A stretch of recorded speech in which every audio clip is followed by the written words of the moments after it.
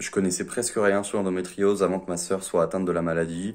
J'avais vu 2-3 articles passer dans mes news d'actualité à droite à gauche, mais j'en connaissais pas grand-chose. La maladie change tout dans son quotidien, activité sportive, vie sociale, alimentation, ça change vraiment tout. Donc ça change aussi beaucoup de choses dans notre relation. On peut plus partager des moments sportifs comme avant, du surf par exemple, on peut partager les mêmes repas qu'avant, donc il faut cuisiner différemment parce qu'elle peut pas manger tout, etc. Quand on va au restaurant, c'est pareil. Donc je dirais que la maladie a quand même changé beaucoup de choses. Ça reste ma sœur, on a toujours une super relation, mais il y a plein de choses qui changent dans le quotidien. Voilà, plus boire d'alcool, plus faire la fête, plus pouvoir manger ce qu'on veut. Voilà, c'est plein de petits exemples comme ça qui au final changent beaucoup de choses. Moi, j'habite pas à côté de ma sœur, donc je peux pas la voir quand je veux. On a 700 km qui nous séparent, donc je peux pas l'assister au quotidien dans tout. Je l'assiste surtout psychologiquement en prenant des nouvelles, en l'appelant et en passant du temps à échanger avec elle. Et après, quand je peux, je viens passer une semaine.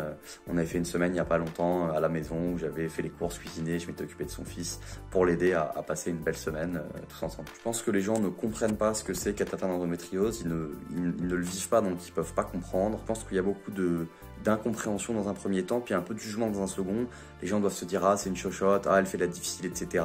Parce qu'en fait ils ne comprennent pas tout ce que ça implique et toutes les contraintes que ça génère. Vous allez au restaurant, vous dites que vous pouvez pas manger de produits laitiers, ni de gluten, ni de machin, ni de ceci, ni de cela. Les gens sont en mode ah elle est un peu chiante celle-là, alors qu'en fait c'est juste des contraintes liées à la maladie. Pour moi il est pas plus difficile pour un homme de parler de tout ça parce que j'ai 28 ans, les règles n'ont jamais été un sujet tabou et je suis pas d'une génération où les sujets féminins sont tabous. Ce qui m'a le plus interpellé dans son parcours face à la maladie, c'est la difficulté à trouver des traitements appropriés et des personnes qui connaissent cette maladie et qui sont capables de la traiter.